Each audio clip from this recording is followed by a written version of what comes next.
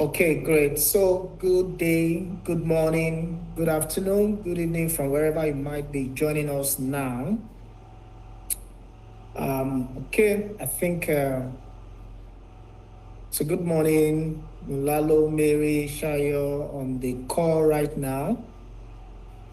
I think we also have Debbie Rose, 23. Welcome to Deal Insight. So, this is Deal Insight Limited. We're a technology advisory company. So, welcome everyone.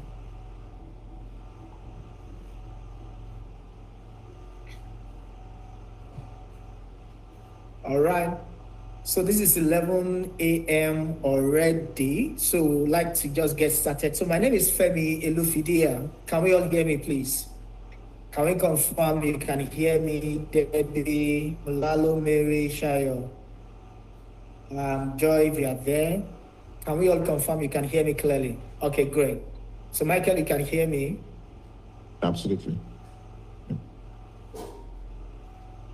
All right, Shayo.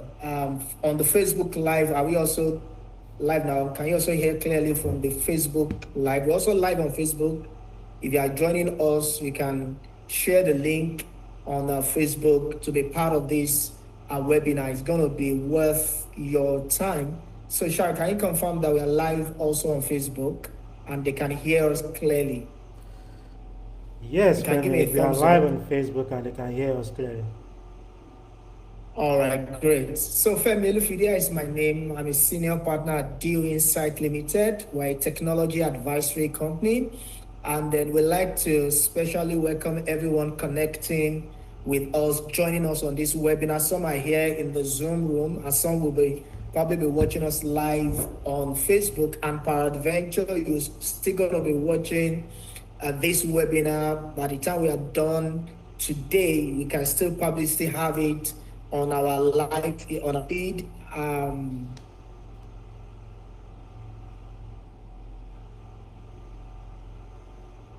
Okay, here is are we all still here? Yeah, I can hear you. Oh, okay. All right, great. So we're still going to probably be having this recording on our feed for a while, so that if you're not able to join live now at this webinar, you can still be part of it. You can still take advantage of it because it's going to be very educative. You're going to be learning a whole lot. If you have received our newsletter, our email notifications, if you have seen our posts on Facebook, on X, on LinkedIn, there's a whole lot to be unpacked from this particular webinar. And our key facilitator here, Michael Igbo, is right here on standby. Come everyone that are joining us right now in this particular Zoom room. So you are welcome to Deal Insight Limited. And so on behalf of Deal Insight, our managing partner Mulalo, on behalf of as one of executive director AI Eurobos, we just want everybody to this webinar. And not to waste our time, we're going to go right into it. Michael is on standby, is our global and the group chief technology officer. He's also a very senior product manager who has worked across different industries, over 10 years of experience in the tech space, both at the front and the back end. And he's also a current champion of artificial intelligence. Of course, it's no longer news that AI has become an integral part of everyday living, whether you're a tech person or not. Artificial intelligence, AI, has become an integral part of us, and that is exactly what we're trying to broaden our horizon on, give you a lot of insights, just as our name is. So, without much ado, welcome again, everybody. We appreciate every one of you. Thank you for joining us on this webinar, and I'd like to just hand us over to our Chief Technology Officer, very senior product manager, Michael Ego. So, Michael, how are you doing? Can you hear, please? Yeah, I'm fine, thank you. Yes, I can hear you. Hello? All right, great. So good to have you here. Just before you go right into your presentation. All right. So, Philip, good to have you, Philip. So Philip is also one of our senior consultants here who has worked with Michael as well on some of our projects. So before we get right into your presentation, Michael, so AI, there's been a lot of talk, a lot of buzz around AI. So how do you see it panning out?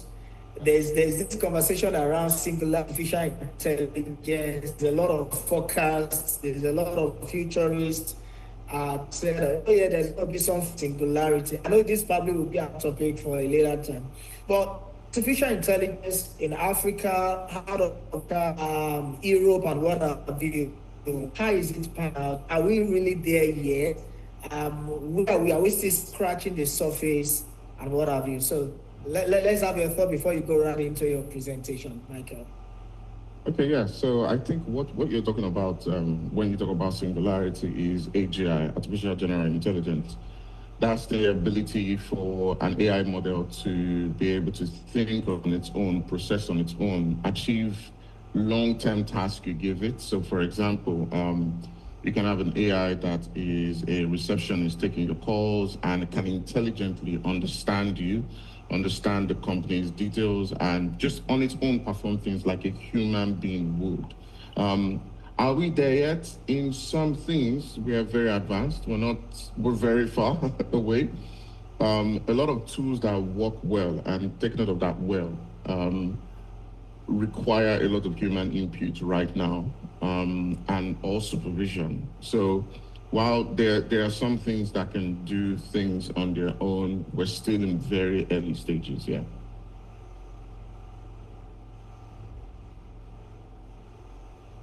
Great.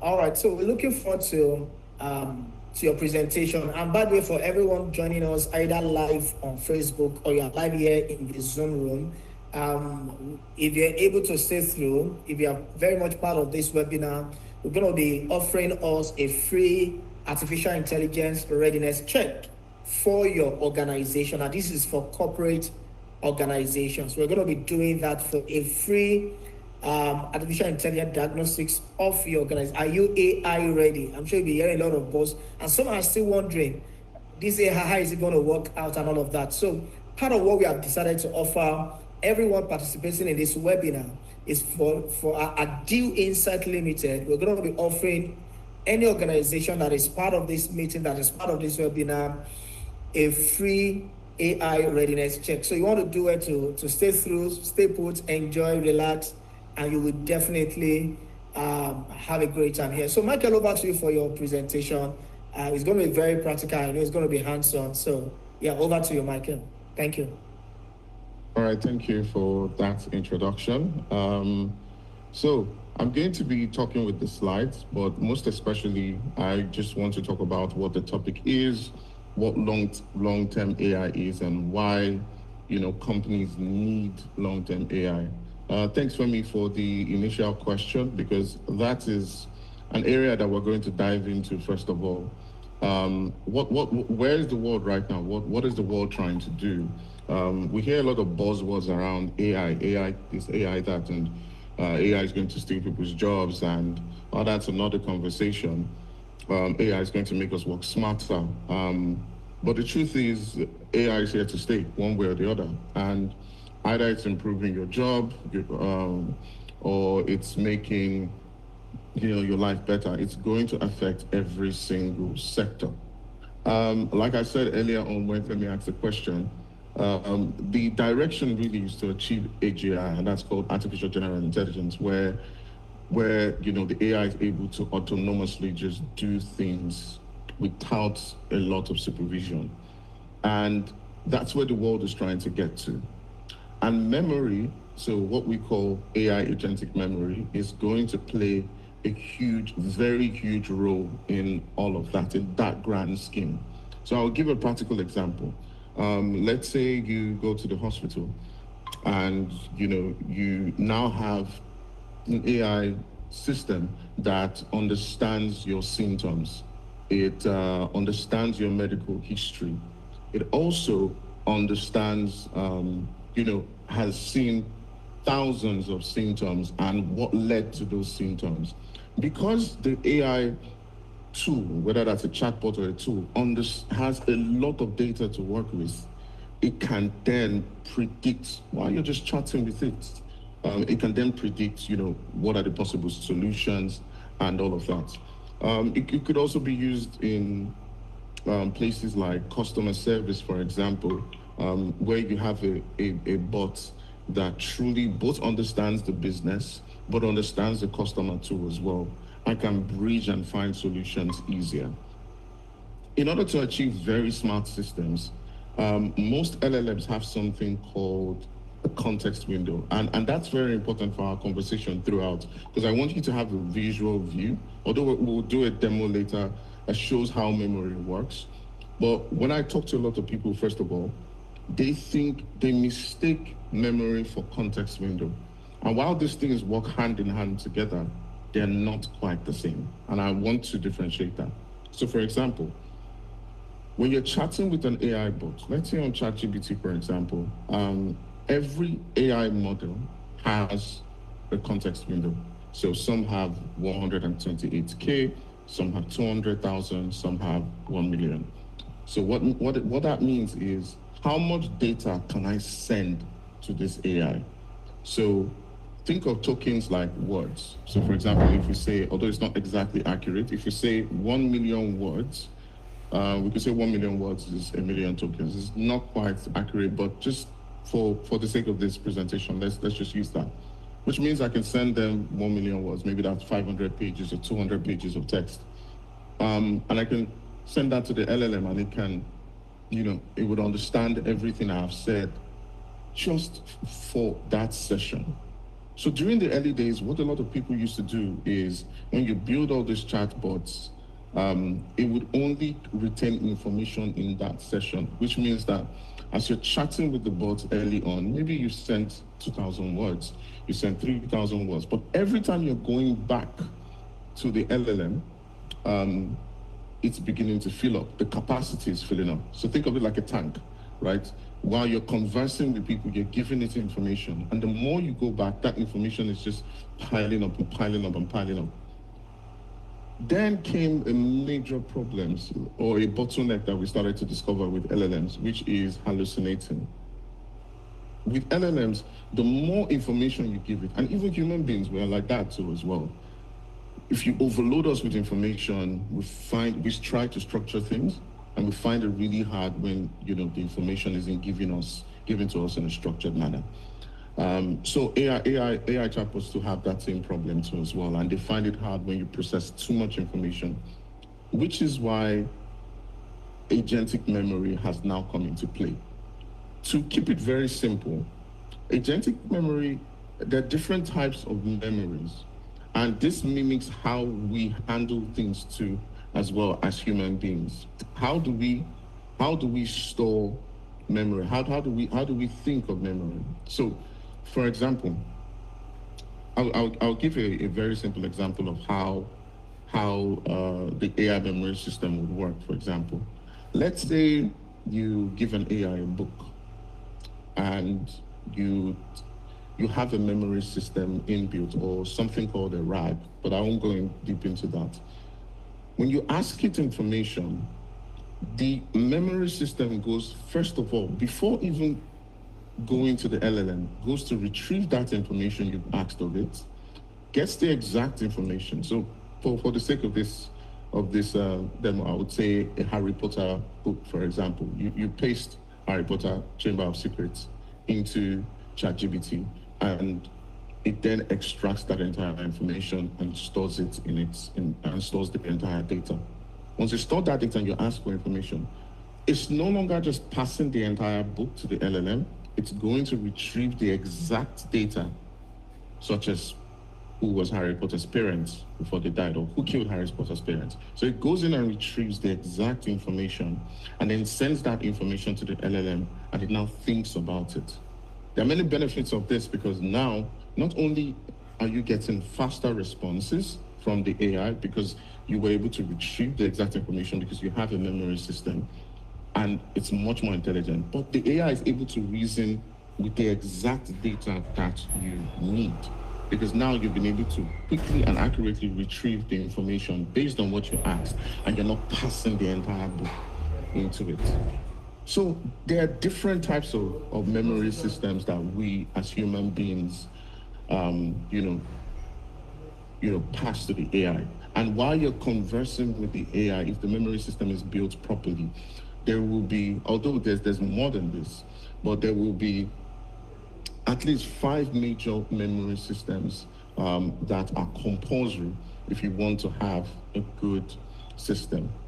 So now that we've identified how memory is different from just a chat history, or what I would call a CAG, which is the context window, there are 5 major memory systems. One is short-term memory. The short-term memory is what allows so let's say you've been conversing. Let's use a bot. Imagine if we were in the future, for example, and now we have robots. You're chatting with that bot and you give it a task to do. What are the things that AI that you've told that AI to do, or the tasks you've given it in recent times? That conversation that you're having will be stored in the short-term memory, and that's just quick conversation. Do this, do that, and this will be used.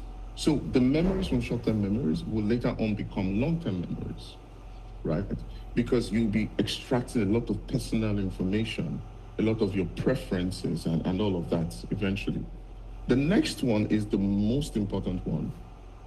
Now, while short-term memory can also just be passed as, chat history to the bot, because it's very little information, it's always good to still store it in a memory service. The next one is the most important one, which is long-term memory. It's the ability for the AI to store and recall information across multiple sessions. So for example, if you're using ChatGPT, the ability for ChatGPT to remember things you told it, even 6 months ago, and to, based on those things and its learnings, be able to, extract information faster for you.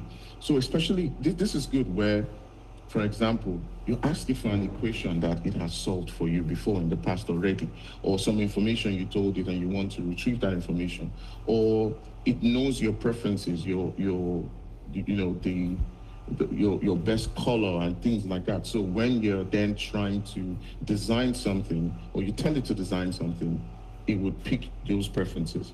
One good example also is the Tesla car. So you go, you let's say the Tesla self-driving cars, right?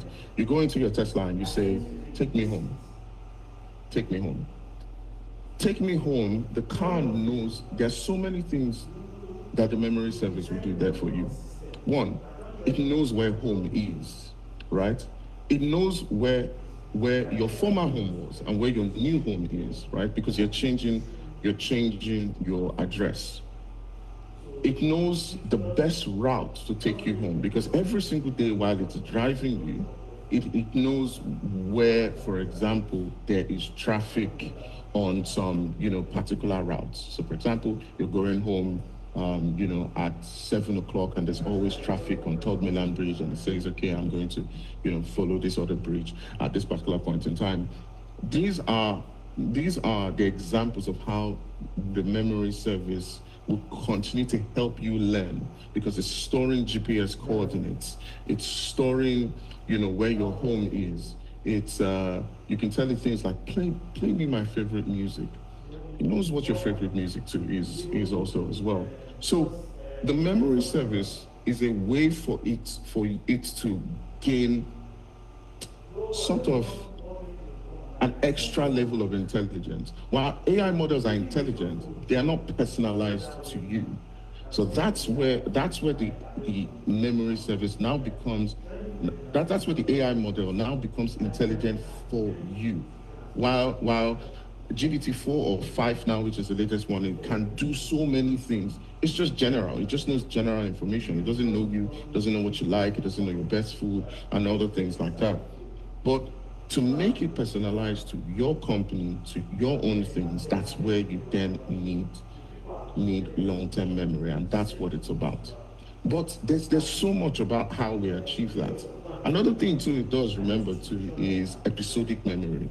Episodic memory is a bit different, but the reason behind episodic memory is to remember things in a case by case basis. So it's like long-term memory, but it's very specific. Specific in the sense that it remembers something that happened, a past event, and uses those past events to do things better. So, for example, it tried to navigate a particular road. And I'm using the Tesla cars because that's a real life examples. We have self-driving cars now. We have so many things, but this can cut across many scenarios. But let's continue with the Tesla car for now. It passed a particular road and it tried to make a turn and it didn't do it quite well.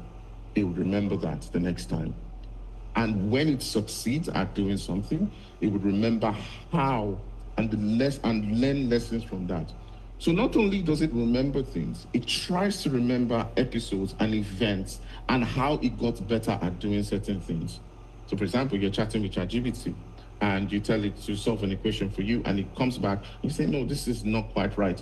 Do this. And over time it learns. With the memory service, it remembers how. It remembers how you like the question to get answered. If you use ChatGPT a lot, you will see sometimes ChatGPT will tell you, choose one of these answers. Which answers do you prefer? And it will sort of do like an A and B testing. What it's trying to do there is to learn your preferences, how you prefer prefer for your questions to get answered. And all of that, it will remember it in the future when you ask it a new question. That's another example how episodic memory is. Now, the next one, which is second to the last, is semantic memory. This one is a bit different. And some people would, but the best way to explain this is back to my earlier example about, uploading a book. So, for example, you're reading a particular book, or let's even say you're a travel agency. Yeah, let's use that one. That one is probably better. You're a travel agency, and you want to store facts, like key facts about your travel agency. So your travel agency that handles flights from Nigeria to England, and you have specific information that you want them to access. These facts can evolve, they can change, but you need accuracy, right? You need accuracy, and you need to make sure that when your customers come and they're chatting with your business, those facts are passed over to the AI. So that you build that. Now, there are many ways to build that. Some people use something called vectors, which I will go into later on. But basically, that's what semantic memory is. It's basically just storing facts that a lot of times don't change. They could evolve, but these are just like facts of your business. What time are you open? What services do you offer? Things like that. So that when the user comes to ask for that information from you, they get those facts. The last one is procedural. This one is very tough because it's a mix of things, but procedural is more cuts across. It borrows from long-term memory. It borrows a bit from episodic memory, but it's slightly different. This one now is about rules, skills, and learned behavior. So for example, most of the time when you tell an agent, say, go and do this thing for me, I want you to build something or design something, right? I want you to design a particular flyer. And you say, oh, I don't like this color, I don't like this position, I prefer this here, I prefer that there. And you go through with ChatGPT and it's gruesome. It's gruesome at first, but then eventually after maybe 1 hour, it gets it. Right? At that point in time, if you've built the procedural memory properly, it would remember that process it took towards getting the right answer for you. And it will remember it the next time. So it's like how we as human beings, we learn skills. And then once we've learned that skill and we've perfected it, then going on into the future, we can then continue to perform that task properly. And that's how this particular part of the AI memory also works too as well. So it's focused on how do I learn how to do these skills and how do I recall this skill and what are the rules around doing this thing. And it learns behavior over time and gets better and better and better and better and continues to improve. So here, it's all about doing for AI agents, and that's what's really important with the memory service at this particular point. So there's a lot that we're going to still discuss, and we're going to move forward into. I've talked about long-term memory, and I've talked about episodic and the rest. And like I said, there's so much around this that we can probably cover in the entire conversation today. But the benefits of agentic memory, once you've had that integrated into your system, is that, one, it will be cheaper for you in the long run when you've had a proper memory service integrated. Without the proper memory service, your cost per token. So we're going a bit technical now, but it's very important that we understand what that means. For every text, sentence, or phrase you send to the AI model, you are charged for it. So for example, they could say, oh, it's $1 per million token, which means if you send 1 million words, it will cost you $1. And I can seem cheap, $1 is nothing, but by the time you're chatting constantly and you're constantly sending 1 million tokens, within the space of 100 messages you sent, you spent $100. So you can see how that's not quite sustainable. You could spend close to $500,000 within a day if you're not careful. So that's where the memory service then makes your solution a lot cheaper, because you're not just taking your entire history and your entire conversation and just boom, sending it off to the AI every single time. What you're doing is you're picking you say, hey, this is the information I need. Then it goes, searches through your memory and picks the relevant information and sends that to the AI.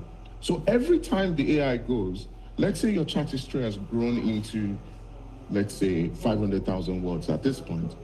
Instead of, just sending the whole 500,000, you're probably sending only 5,000 words to the AI model that are relevant to the conversation. That's what the AI service does. So one, your cost goes almost about 80% cheaper, sometimes even 90-something% cheaper. And I'll show examples of that later on.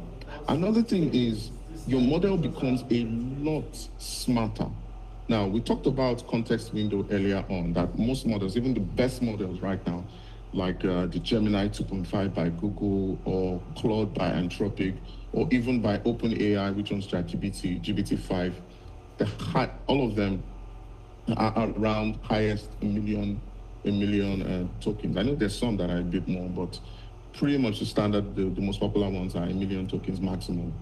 And even 1 million tokens, you can get filled up pretty quick within, a day, depending on how much you're chatting. So that's where the memory service now needs to come in. And because you're retrieving particular information, it becomes smarter. The closer you get towards that 1 million tokens limit, the AI starts to hallucinate, it starts to sound dumb.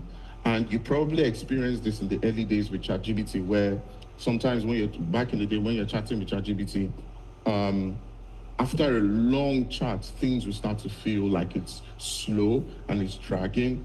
It would feel like it's not as intelligent as it is.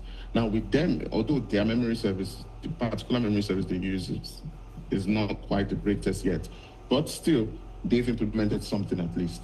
And you can feel it being a lot smarter. Another one is you feel the conversations are a bit more personalized now. So you have, like we talked about before, it now understands you. You feel like you're talking to someone who understands you and it feels more intelligent. It knows your preferences, it knows your history, it knows, what your favorite meal is. Two, faster decision making. Four, faster decision making. So now, because you're sending less information to the AI, personalized information to the AI, it decides it responds to you quicker. So it feels faster all of a sudden. And this is very important for businesses because, of course, speed matters. And especially with things like self-driving or things like, for example, you have AI surgical bots. So you have, bots who perform surgeries on people and it needs to decide quick. That's where the AI memory comes in because it has to be fast. But at the same time, while it's learning things and it's learning from what it's seeing, it's making quick decisions. So when you're dealing with people's lives, you need memory. When you're dealing with critical information that could affect even the banking sector or could affect the healthcare sector or even self-driving cars, like I said, and these are life-threatening events, you need fast decision making. And that's exactly where memory service comes in. And lastly, all these things together come in to improve user experience. So, of course, the user experience is a lot better. It's less laggy. And the AI models just feel a lot more intelligent when implemented properly. Now, implementing AI services are very difficult. They're a lot easier now because there's more tools that come in and try to make it better. You have tools like LangChain and LangGraph, which are, open source tools that you can use to build in memory services, and they work hand in hand towards, helping you easily build them, and because they're open source, anyone can get started with them, at least at a very basic level. But I'll tell you how conceptually these tools can be used to add memory. So LangChain and LangGraph, they are used to build AI agents, which is when you ask for a certain information, they would then go and retrieve that information and then send it back to the user. They are used for automating tasks, and that's the simplest way probably or the simplest way I can describe it. Now, there's also vector DBs and knowledge graphs, and these two parts are very, very important when it comes to building memory services right now. Although there are other ways that you can build memory services that a lot of people are exploring, including myself. For now, how a lot of people build memory is using something called vector DBs. There are many of them, like Pinecone, like Weaviate. These are the very popular ones. Vector DBs allow you to do something to store information and then use something called cosine similarity or a similarity search to quickly search for information and get that information as fast as possible. That's all they do. They have very fast databases, and using mathematical equations, you can quickly find any information you want.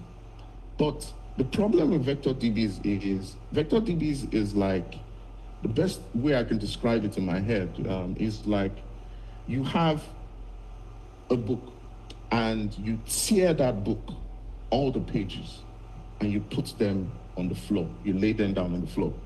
And then you then tell the vector DB, find me how old was Harry Potter when he got into Hogwarts. So imagine someone would then go and quickly search through all of those pages and give you that information. That's the best way I can describe it. It's very fast. It's probably one of the fastest ways. It has a speed of somewhere around 10 milliseconds to retrieve somewhere between 1,000 tokens, and that is very fast, like 1,000 words. So depending on how much information you're trying to retrieve, vector DBs, why a lot of AI services or companies use vector DBs is because it can retrieve information fast. But the problem with vector DBs is that, for example, if I say I want, tell me who are Harry Potter's best friends, it would go in and say, okay, who are Harry Potter's friends? It would say, Harry Potter is in Hogwarts. Harry Potter's friend is Ron. Harry Potter's friend is Hermione. And it would pick that information one by one, which means it will send so much data to you. And it may miss out on certain nuances to the conversation. But there's also something else called knowledge graphs, which are not really as, should I say, fast as vector databases, but they are much more accurate when it comes to retrieving personalized data. And they are used more for things like, let's say, procedural tasks. So procedural tasks like when I talked about learning a skill before earlier on, when I talked about learning how to do things. They are good for being very accurate. And that's where a lot of people use knowledge graphs. But a lot of knowledge graphs are very slow. A popular one is called Neo4j, and it's open source. You can download it, you can play around with it. It's very easy to use, and you can store information in it. So basically, knowledge graphs are like, they have graphical representations. I don't know how to think about a real world example, but just know that they can connect between entities a lot easier and retrieve exact information and a lot more context about the question that you ask, but they're way slower than vector databases. With a vector database, you will mostly store things like facts about your company. Remember, we talked about facts about your company, and a lot of people use vector databases for memory service as well as for something called RAG, which is another type of memory, but like we said before, RAG is more about static information and storing information that is about facts about your company, your FAQs, for example, and all of that. But knowledge graphs are a bit deeper. So when you're building agentic memory, what you're trying to do, if you build an effective memory service, is that you're trying to, one, allow the user to quickly search for information using vector databases. But on the other end, when they require more nuanced information, deeper information, you then connect it to your knowledge graph tool as well. So that's why those are very important. Now, I will tell you about like a simple example of what a memory service is like, and probably I will share my screen into demoing, how this is, and even here in View Insight, tools that we're working on that we've implemented memory into and the memory service is a lot faster, smoother, reduces our cost, and also much more intelligent, how we're using it. So for example, you see on the right, the bot has been asked a question to a company about flights, right? This person wants to travel from San Francisco to Chicago. It just goes in and says, and sends a generic information, which is still okay. But the point is, this is not the first time I'm talking to this bot, but at this point in time, it doesn't remember anything. So it's just, one, doesn't remember my name, doesn't know who I am, nothing of the sort. But on the right-hand side, with the memory implemented, you can see it says, "Hi, Alex, based on your preferences, I found a non-stop red-eye flight with window seat option from San Francisco to Chicago next Wednesday." Now you can see there, one, it remembers his name.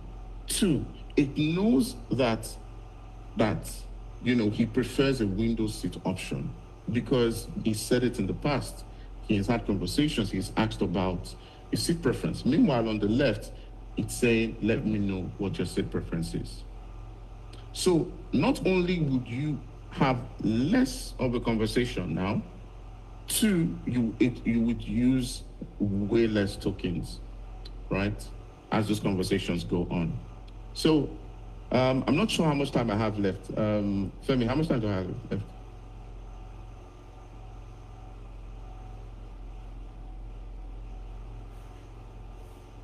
Hi, sir, Femi, are you there? Omolalo, if anyone can help me.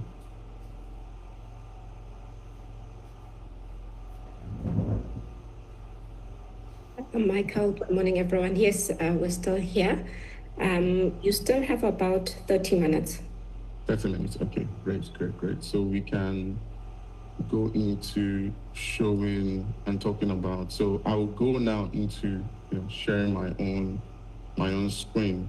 I'll show some memory services, some companies, and I'll talk about some companies that are building memory services, and I'll show how we also use it in Smart HR and how we also use our memory service. So just give me a second while I share my screen.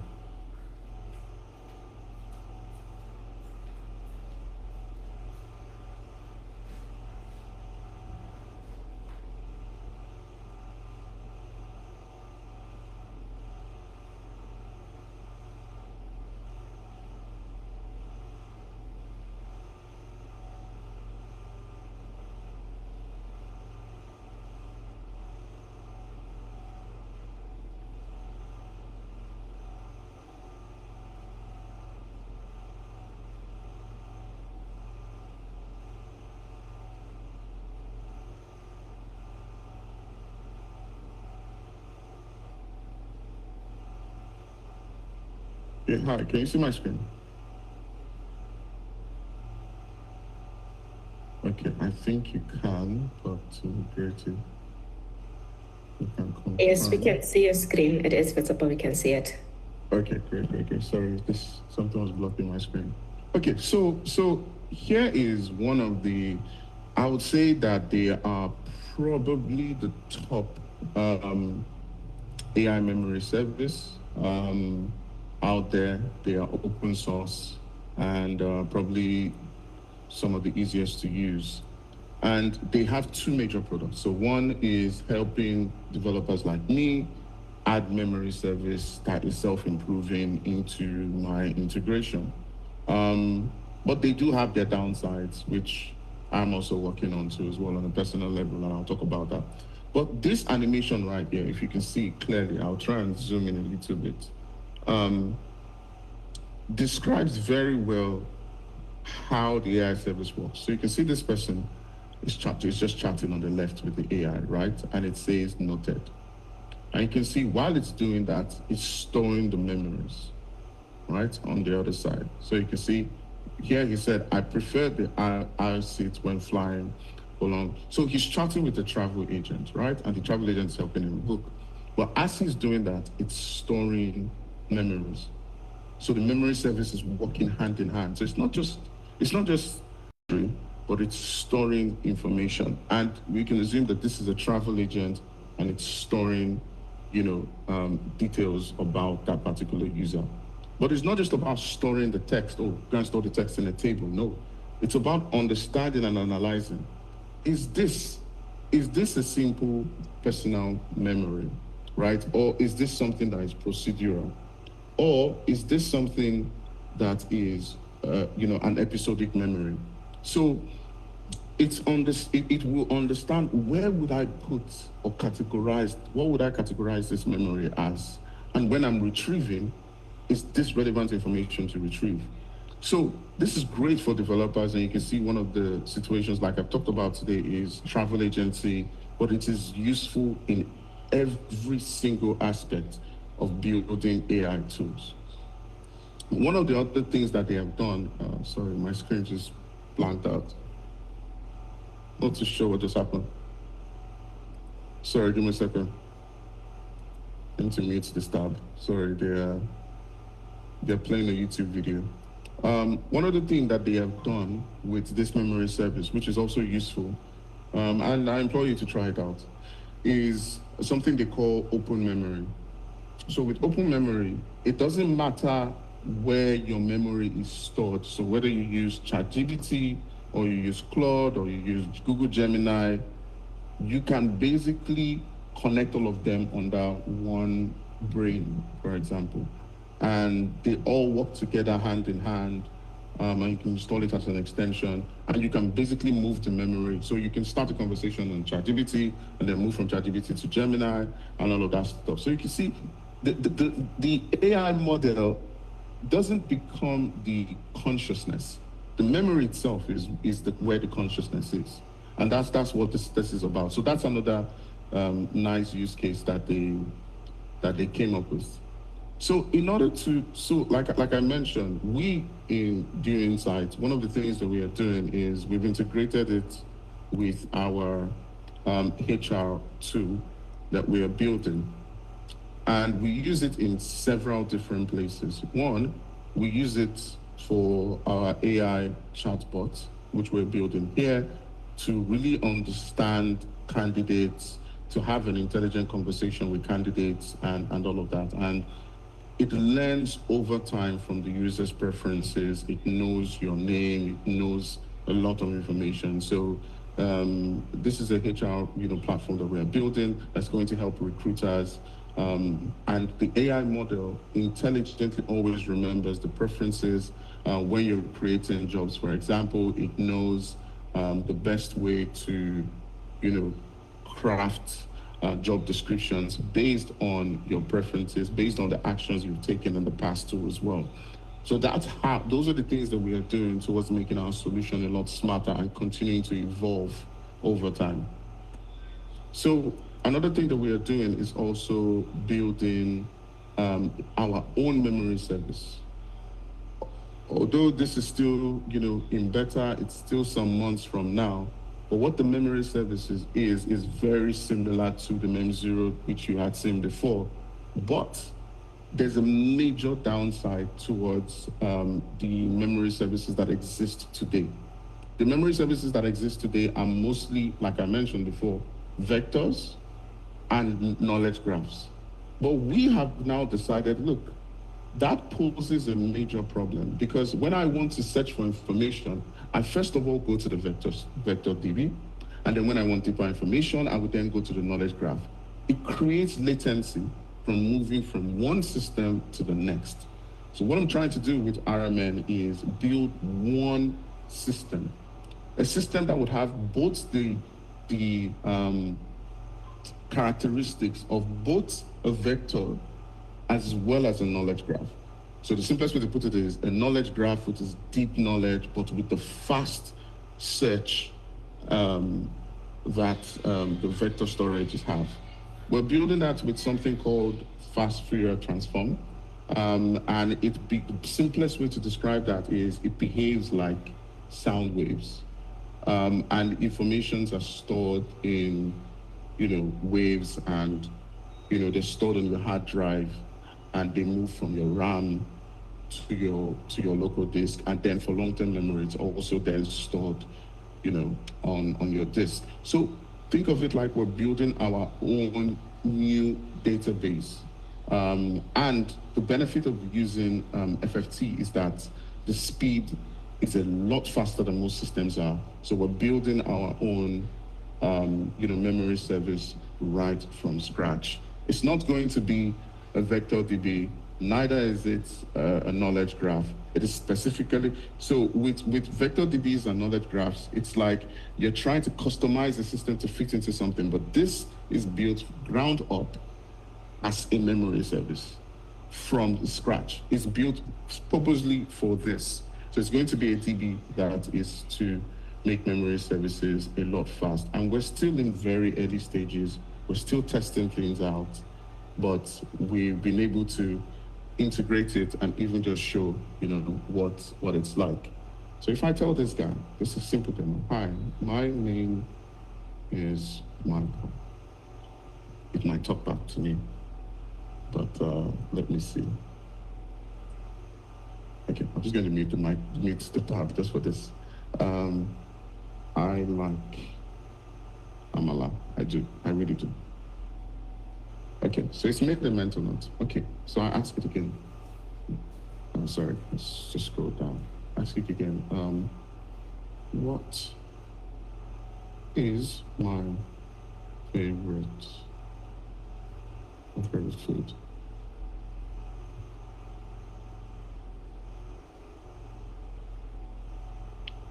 Okay. Okay. List the things we talked about. Okay, so we've discussed you liking Amala. I'm not sure what Amala is yet. Oh, okay. So that's it. This particular chatbot doesn't know what Amala is. Amala is a food. I'll explain why it doesn't know. Exactly. So,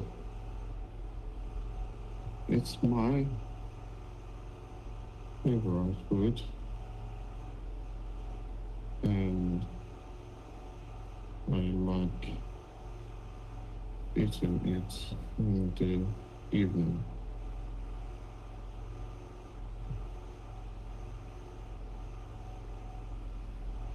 So, tell me, what do you know about me so far? Okay, so two things you would notice here so far in our conversation, especially when I said, tell me what do you know about me so far? The time in which it responded and how quick it responded, in fact, it was almost as if, in fact, let's just do it for a quick demo right now again. One, look at how fast it responded, right? This time around, it thought, in fact, it was faster the first time because this time around, it was probably like, why are you asking me this question again, right? So it's very fast to respond to you, but not only is it fast, it will always remember the things that you said. Now, if I come here, you can see here, it has said we've had 8 exchanges and it has enabled and stored all those memories. To show that this is not just chat history, if I come here and I say disable memory, so now I've disabled that memory, and I say, what is my name? I'm happy to help you. I don't have that information. So it doesn't know my name anymore because I've disabled the memory, I've disconnected it. I can enable it back and ask it the same question again. What is my name? If you were my cook, what time would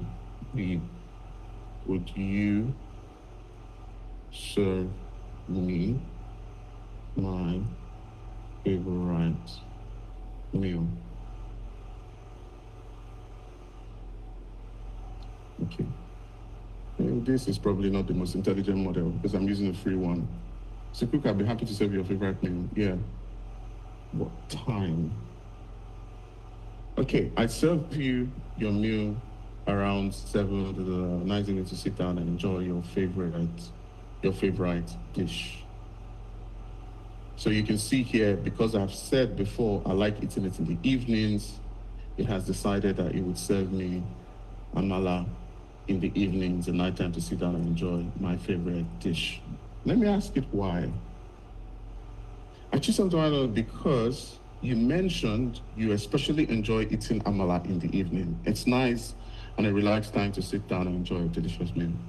Exactly. So you can see it decided that because of the previous conversations that I've had, and if I were to disable the memory again and I ask that question, why?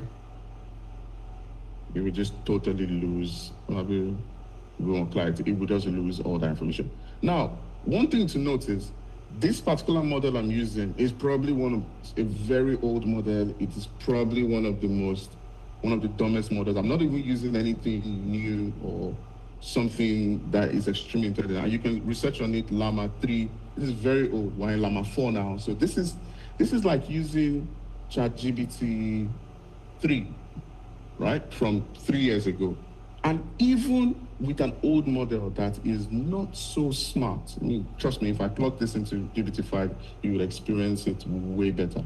But even with an old model, just the fact that I connected the memory service to it, our conversations are beginning to get more intelligent. And you can see the more information I feed it, and over time, it's getting more intelligent, and it's giving me very fast information, but also you can see that it is reasoning based on what I give it.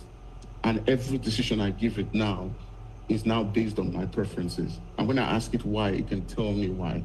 And that's exactly why you need the memory service. So I hope I've been able to do a good job today to explain what long-term memory is all about and how it works. And if anyone has any questions or feedback, I guess now's the time. I'll be happy to take them. Yeah.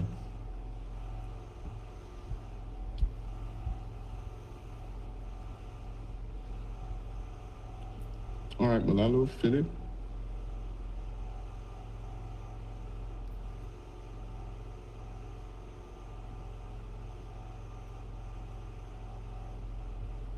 Hello, Philip, Malalo, Femi. Anyone there?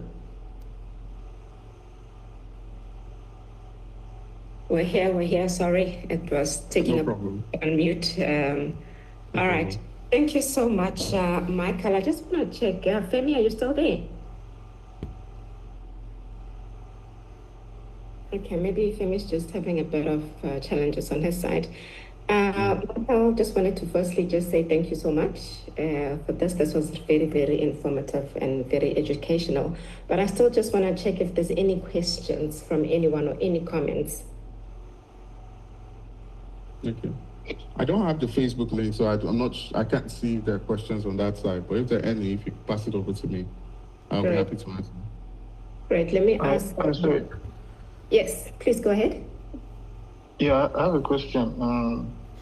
So, Michael, you mentioned how currently this AI memory is not being used by a lot of companies that provide agentic services. Would you say, like, for the bigger models, like the ones people are more used to, ChatGPT, doing their ChatGPT and stuff like that, are they using this particular system that we're using for their model memory as well? ChatGPT uses or was using a service called Zep. There are also another. I know this because I used to talk to some people on Reddit. So yes, they were using a very similar one to MemZero. Zep is good, but it's slower, way slower. Why they chose to use Zep, I don't know. But now they built their own, so they have their own AI memory service. It's not as great. It's not as great. And if you go on Reddit today and you search OpenAI memory, you will see that when they switched their memory service, it affected performance, and a lot of people noticed it, and people started to complain. But of course, it will get better over time. So yes, ChatGPT uses it, but it's not quite as good because I suspect that they have. Okay, I've seen that. I suspect that they have. Should I say? They're probably having issues around latency between switching from the vector to the knowledge graphs, and that's something that over time they would sort out. Yeah, but ChatGPT uses it. Gemini 2 is building one of their services, their own services, but most of these companies just built their own memory because they have the money anyways. So they build their own memory service for themselves. But companies like MemZero, companies like us too as well, we're not trying to keep it within our own solution. We're building it for everybody. There are millions of companies and they don't have time to build their own AI memory service. So those people, you have to provide them a solution to easily, because it takes time to build, trust me. One that works really well, yeah. All right, Okay, did that answer your question? Yes, it did. Okay, great. I see a question so from Dami saying, how secure is the platform to avoid leak of sensitive information? That's a very good question. Most platforms also get, what's the certification? I've forgotten what it's called. There's a certification, there's a data protection certification that they get. I've just forgotten what it's called now. But if it's our own platform, no, we haven't been audited yet. But most platforms are audited, so MemZero is as well. And they use Weaviate and Pinecone, but because they are open source, you can technically deploy it in your own environment, basically as a company. So you can take that, and that's something we are doing too as well. So our memory service would also be easy for companies to deploy in their own environment. So when you're bothering about security and all of that, just, or sensitivity to the information within your company, you'll be able to just deploy it in your system, on your laptop, or on a server, depending on what service, whether you're using that for yourself or you're using that for your company. So that's one way, by allowing people self-host. The other way is that you of course get audited and all that stuff. Just like any other database that's out there, make sure that you follow certain procedures, basically, to get your system audited and checked, of course, regularly and over time. And then, of course, make sure that your system is secure and the access to information is protected and all that. So I don't want to go too deep. If you want me to go more technical, I can. We can talk about SSL certificates and all of that. But yeah, I hope that answers your question in some way. Yeah. I have a question. All right, sure. Please go on. Okay, first of all, I do not have a very deep knowledge on AI as a whole.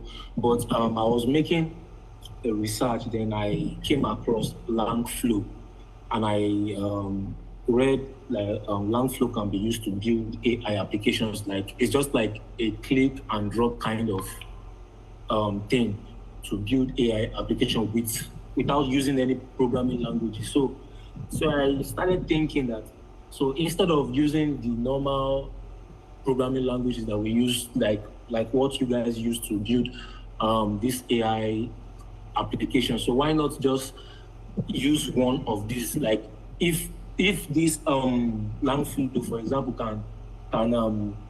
can do everything those programming languages can do, so why don't we just stick with one and just be doing it with just that thing? So that's what I've been thinking about. So I don't know if you can also shed more light. Okay, I mean, it's a bit different, but quite connected to the topic. So Langflow, now Malala, if you remember, Langflow is very similar to NA10.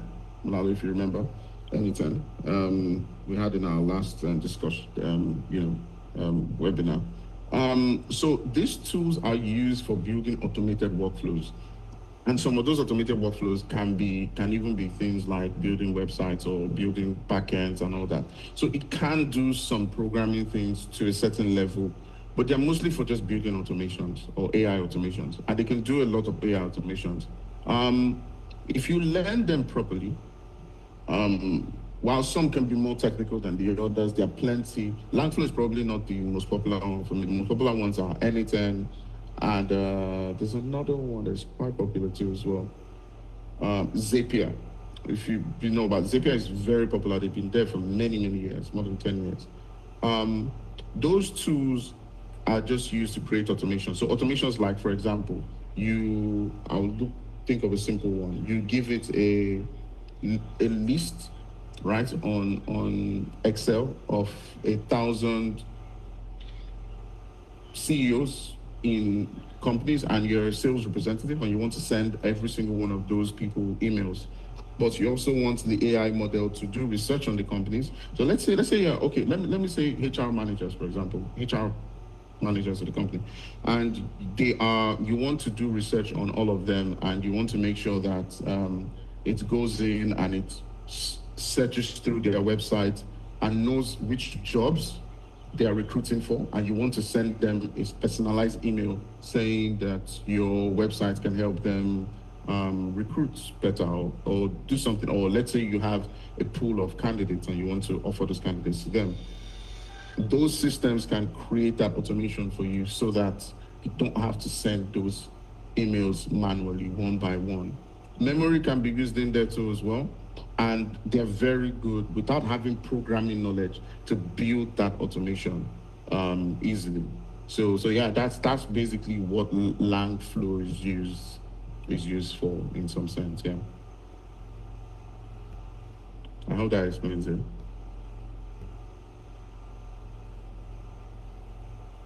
Sorry, did I answer your question, Mr.? Yes, thank you. No problem.